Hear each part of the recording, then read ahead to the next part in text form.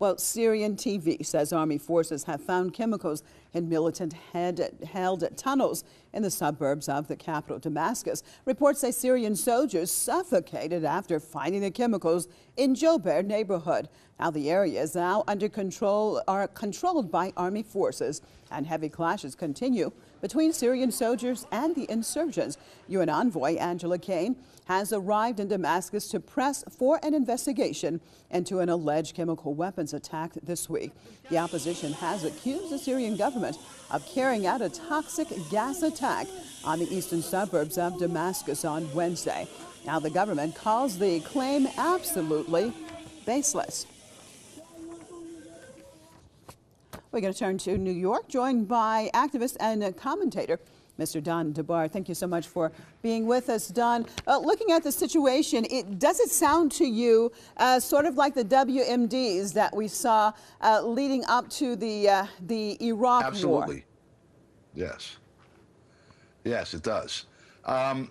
First of all, the Russian media are now reporting that there have been, and also Press TV, I see, reporting that there have been a few thousand people in Damascus who are showing, who showed up at the hospitals, basically, showing some symptoms of, nerve agent or some sort of toxic agent. And the the history of this entire matter has been one where there have been exposures that were documented. It turned out that these were done by the U.S.-backed rebels that are, the insurgents that are fighting the government in Syria.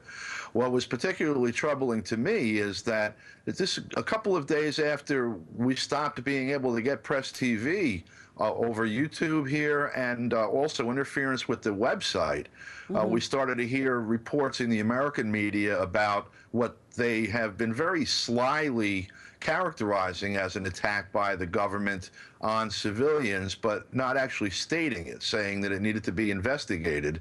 And the U.S. media, the New York Times, actually looking back to Kosovo and the whole Yugoslavian bombing campaign that Bill Clinton used as a model for what should be done in Syria right now. This happened all of a sudden in the last 2 days. It looks to me like a PSYOP operation, and it looks like the U.S. actually intends to go in at this point. It makes me very nervous. Do you think that they really will go into Syria? I honestly don't know. They certainly don't have any moral constraints. I'm hoping that there are some folks in the military who are level-headed enough to know that if they go into Syria in the way they went into Iraq, as with direct on-the-ground troops, and there are reports that there are some U.S. military boots on the ground in the periphery that went in through Israel. If that happens, I hope some folks in the military know that they're going to get bogged down in a very, very ugly fight with probably the entire Syrian nation. And I'm hoping if those voices are there, that they'll prevail. But the political climate here and the lust for some to, I don't know if they're trying to expand Israel's territorial borders or take out regional competition for Saudi Arabia, or just show the rest of the world what happens to independent voices. If that group of folks predominates in what happens, it's going to be really a horrible situation for everyone. All right. Well, hopefully we can avoid that scenario. Thank you so much for being with us out of New York, Don DeBar, activist and commentator.